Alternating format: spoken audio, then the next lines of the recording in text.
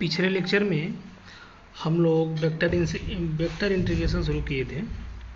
Vector integration में हमने बताया था क्या क्या पढ़ना है। उसमें हमने बताया था कि line integral, surface integral, volume integral और work done by the force, ये चार चीज़ें बताया था। साथ ही साथ हमने भी कहा था कि ग्रीन्स थ्योरम, स्टोक्स थ्योरम और गॉस डाइवर्जेंस थ्योरम, ये हमको वेक्टर इंटीग्रेशन में इतना पढ़ना था। ठीक है, कल की चर्चा में हमने लाइन इंटीग्रल का डिफिनीशन फार्मूला और सरफेस इंटीग्रल का डिफिनीशन फार्मूला और वॉल्यूम इंटीग्रेशन का डिफिनीशन और फार्मूला बता दिए थे।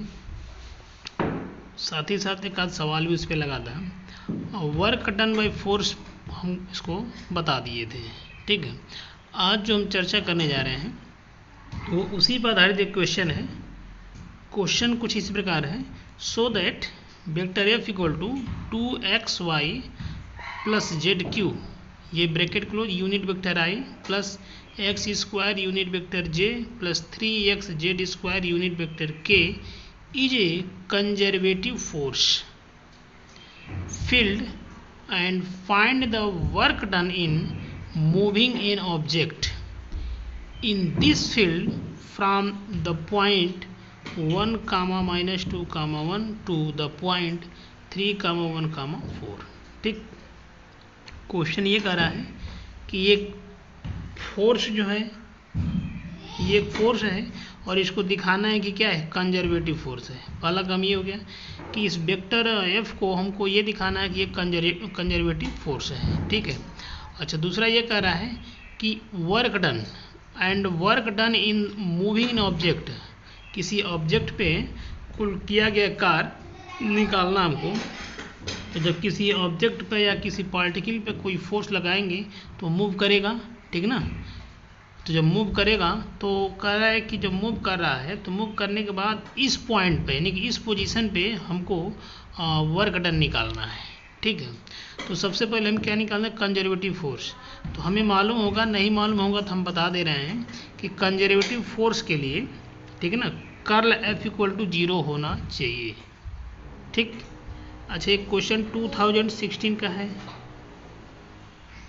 कंजर्वेटिव फोर्स के लिए curl vector F equal to 0 होना चाहिए, ये कंजर्वेटिव फोर्स का रूल है। ठीक, तो कर्ल फोर्स मतलब कर्ल फोर्स इक्वल टू 0, तो कर्ल वेक्टर एफ को क्या लिखेंगे हम, ये डेल क्रॉस वेक्टर एफ लिखते हैं। और डेल क्रॉस वेक्टर एफ को हम इसको लिख सकते हैं I del upon del X plus J del upon del Y plus K del upon del Z. ठीक है, और वेक्टर एफ आपके पास दिया हुआ है तो क्रॉस मल्टीप्लिकेशन हम करेंगे। अब क्रॉस मल्टीप्लिकेशन करने के लिए हम क्या करते हैं, मॉड का प्रयोग करते हैं और डिटर्मिनेंट का। तो देखिए यहाँ पे आई जे के, अब आई का यूनिट वेक्टर, आई का कोफिशिएंट लेंगे del upon del x, del upon del y, del upon del Z. ठीक, अब फोर्स का देखिए 2xy plus Z cube x square 3x Z square. अब यहाँ से हम क्या करेंगे, आई जे के यूनिट वेक्टर के थ्रू हम इनकी वैल्यू निकालेंगे। तो देखिए हमने आई कॉमन लिया है, जब आई कॉमन लेंगे मतलब ये लाइन और ये कॉलम को क्लोज कर देंगे, इसका इसमें मल्टीप्लाई करेंगे, इसका इसमें मल्टीप्लाई करेंगे, ये तो आप शुरू से करते आ रहे हैं। तो del upon del y 3x Z square, del upon del y into 3x Z square minus यहाँ देखिए डेल अपॉन डेल जेड में एक्स स्क्वायर। ठीक, ब्रैकेट क्लोज कर दिया, माइनस अब जे प्लस माइनस प्लस, यानी कि ये जे यानी कि ये कॉलम है, ये लाइन क्लोज कर देंगे। तब हम क्या करेंगे, इसका इसमें मल्टीप्लाई कर देंगे, इसका इसमें मल्टीप्लाई कर देंगे। तो देखिए हमने क्या किया, del upon del x into 3x Z square minus del upon del Z और 2xy plus Z cube plus unit vector के, ये कॉलम और ये लाइन क्लोज कर देंगे तो हो जाएगा del upon del X X square minus del upon del Y, ये del upon del Y 2xy plus Z Q.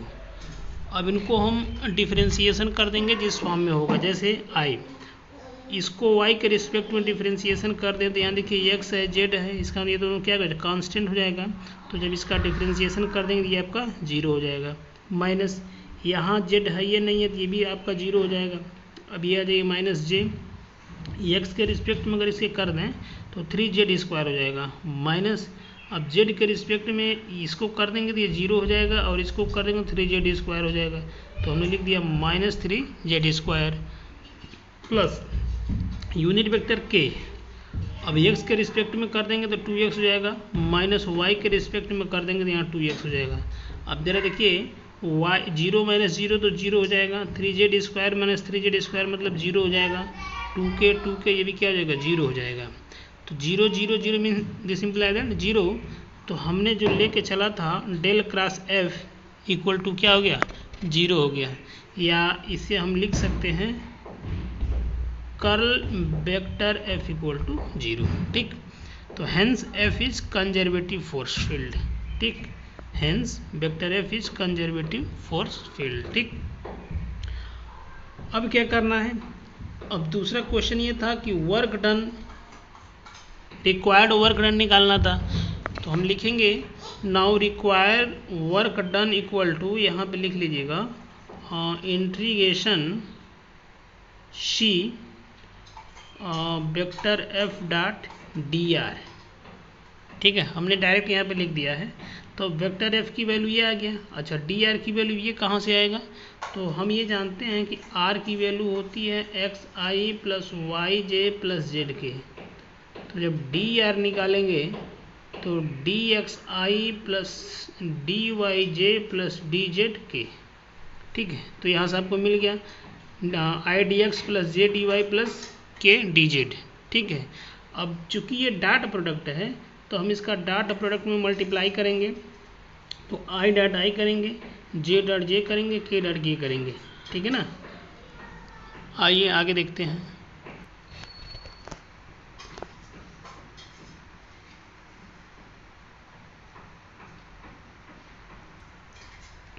This imply that integration 1 minus 2 comma 1 3 1 4 ये आपका क्या गया लिमिट हो गया। और वेक्टर एफ का vector F dot D R हमने निकाल दिया। तो I dot I J dot J के डॉट के हमने किया तो आई डॉट आई की वैल्यू 1 होता है, जे डॉट जे की वैल्यू 1 होता है और के डॉट के की वैल्यू 1 होता है। हमारे पास जो रिजल्ट आएगा वो आएगा ये आपका 2 है, 2xy plus z cube d x plus x square d y plus 3x Z square d Z. अब यहाँ पे हम इंटीग्रेशन करेंगे। तो इंटीग्रेशन देखिए dx का करेंगे यहाँ पे, क्योंकि ये तो आपका कांस्टेंट हो जाएगा, इसका इंटीग्रेशन होगा नहीं, इसका होगा क्योंकि x है इसमें। तो एक्स स्क्वायर बाई 2 तो हमने लिख दिया 2 into x square by 2y plus इसका आपका 0 हो जाएगा, ये 0 हो जाएगा, ये भी 0 हो जाएगा। अब यहाँ पे आ जाइए z है इसमें तो 3x z पर क्यू बाई 3 से 3 कट गया, 2 से 2 कट गया और हमने लिमिट लगा दिया 1 कामा minus 2 comma 1 3 comma 1 comma 4। This imply that x square y यहाँ से बच गया प्लस यहाँ आपका बचा एक्स जेड पे पावर क्यू, लिमिट लगा दिया। तो अब ज़रा देखिए लिमिट कैसे लग रहा है, ये आपका x है, ये y है, z है, यहाँ x y z। अब x की जगह 3 रखेंगे, y की जगह 1 रखेंगे, z की जगह 4 रखेंगे। लोअर लिमिट में x की जगह 1 रखेंगे, y की जगह -2, z की जगह 1। तो ज़रा यहाँ देखिए अपर लिमिट की हम बात कर रहे हैं, ये x की जगह जब 3 रखेंगे 3 3 जा 9 और y की जगह 1 रखेंगे तो 9 1 जा 9। ठीक, प्लस अब यहाँ आ जाइए x की जगह ये रखेंगे 3 और z के स्थान पे आपका 4 हो जाएगा। तो 4 में 4 मल्टीप्लाई 4 मल्टीप्लाई 4 4 चौक को 16 चौक को 64 में 3 का मल्टीप्लाई कर देंगे तो 192 हो जाएगा। माइनस अब लोअर लिमिट की बात करते हैं तो लोअर लिमिट में 1 और कामा -2 यानी कि -2 हो जाएगा। अब ये प्लस हो जाएगा 1, इसका 1 हो जाएगा, z का 1 तो 1 मल्टीप्लाई 1 इक्वल टू 1 ही होगा। तो अब ज़रा देखिए इसको अगर ऐड कर दें ब्रैकेट तोड़ करके तो ये माइनस माइनस प्लस हो जाएगा, ये माइनस हो जाएगा। तो एक तो इसमें से निकल जाएगा तो क्या बचेगा +1 होगा। तो 9 यहाँ पे लिख दीजिए 9 + 1 9 2 और +1, जब इसको ऐड करेंगे तो हमारे पास जो वर्क डन होगा, रिक्वायर्ड वर्क डन, वो हो जाएगा 202। ठीक है ना, ये हमारे पास रिजल्ट आ गया। नेक्स्ट क्वेश्चन देखते हैं। Evaluate integration s vector are dot unit vector n d s where s is a curve surface of the cylinder x square plus Y square equal to a square. यहाँ देखिए limit रखा गया है 0 is less than equal to z is less than equal to 2a where unit vector n is a unit vector. ठीक है, यहाँ से हमको इवेल्युएट करना है कि क्या vector r dot n d s, इसको हमें इवेल्युएट करना है। ठीक है, तो ये क्वेश्चन आपका 2017 का है। तो सबसे पहले हम ये देखते हैं कि a vector normal to the surface S is given by, vector normal इसका निकाल लेते हैं। तो डेल डॉट और सरफेस दिया, सरफेस क्या है X square plus Y square. ठीक है, तो इसका जब हम निकालेंगे तो डेल का हम लिखेंगे I del upon del X plus Z del upon del Y plus K del upon del Z, और X square plus Y square का इसमें डॉट प्रोडक्ट है तो मल्टीप्लाई होगा। तो देखिए ये x का मल्टीप्लाई होगा, y का होगा, z का कुछ है ये नहीं, तो ये आपका 0 हो जाएगा। ठीक है, यहाँ पे हाँ ऐसे लिख दीजिए डायरेक्ट, कोई बात नहीं है। तो इसका जब डिफरेंशिएशन करेंगे तो 2xi, इसका 2yj हो जाएगा। ठीक, अब आइए अब यूनिट वेक्टर निकालना पड़ेगा। Therefore unit vector equal to unit normal to any point of s, this imply that. तो जब यूनिट वेक्टर निकलता है तो यूनिट वेक्टर जो होता है इसी का अंडर रूट करके स्क्वायर कर देते हैं। तो 2xi प्लस 2yz, अब इसी का जब स्क्वायर कर देंगे तो i डॉट i 1 हो जाएगा, j डॉट j 1 हो जाएगा, और 2 में 2 का मल्टीप्लाई करेंगे तो 4, x में x का मल्टीप्लाई किया तो x स्क्वायर, फिर यहाँ भी यही हो जाएगा। ठीक, तो जब इसको हम सॉल्व करते हैं तो 2xi plus 2yj upon under root, ये 2 को हम बाहर कर लेंगे तो x square plus Y square हो जाएगा। This imply that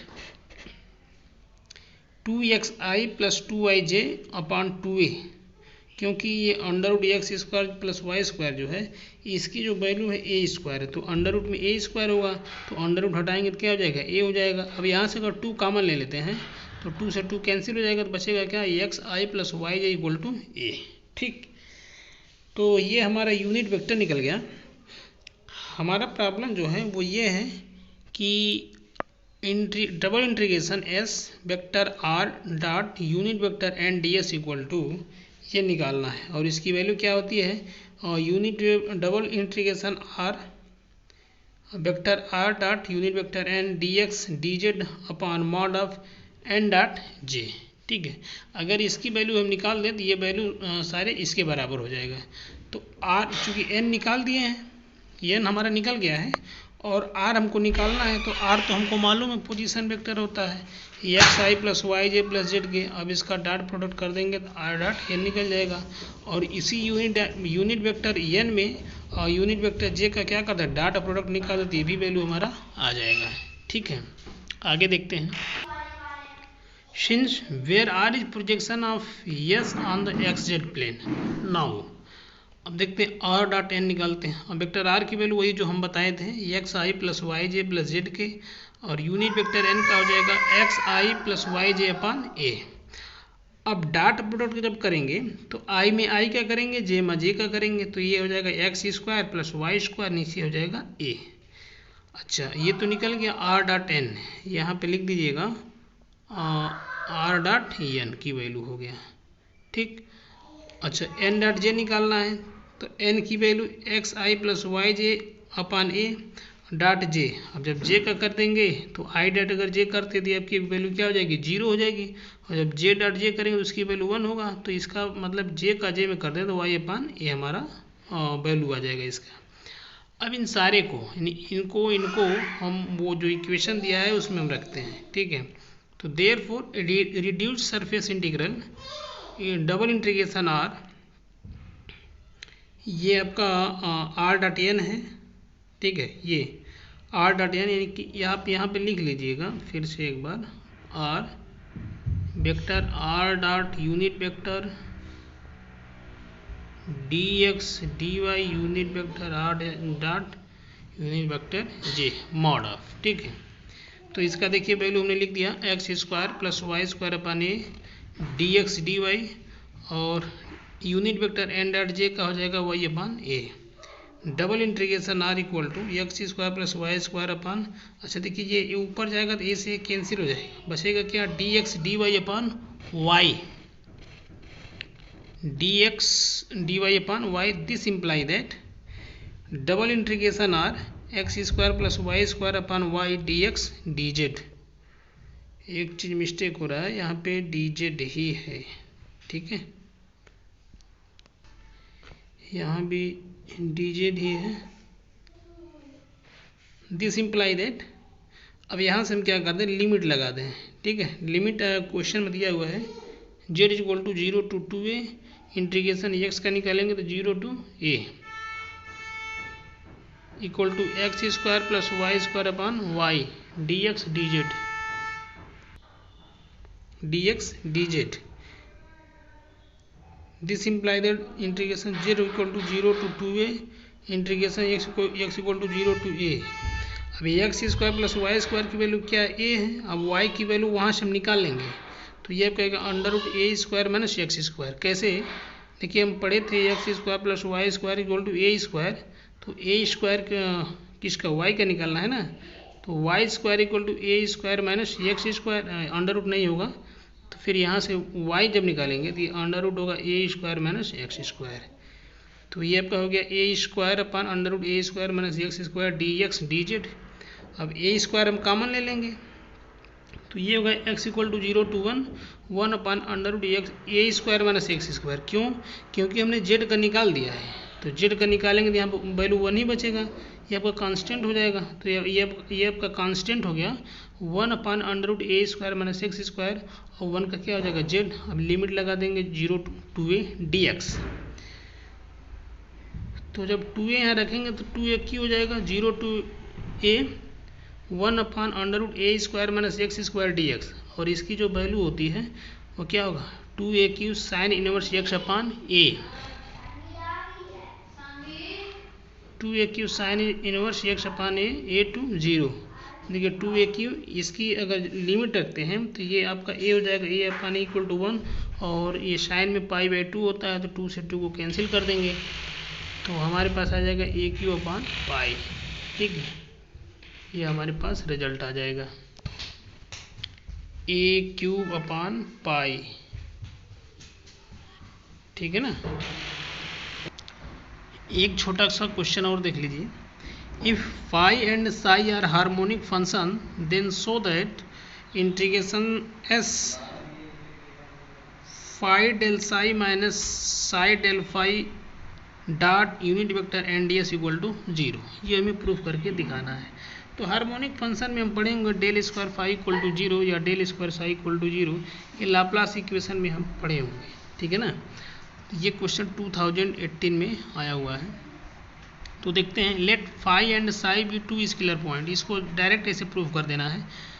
function which together with their derivative in any direction are uniform and continuous within the region be bounded by a closed surface S, then integration S phi del psi minus psi del phi unit vector n ds, this imply that ये आपका v हो जाएगा phi del square psi minus psi del square phi dv, ठीक है।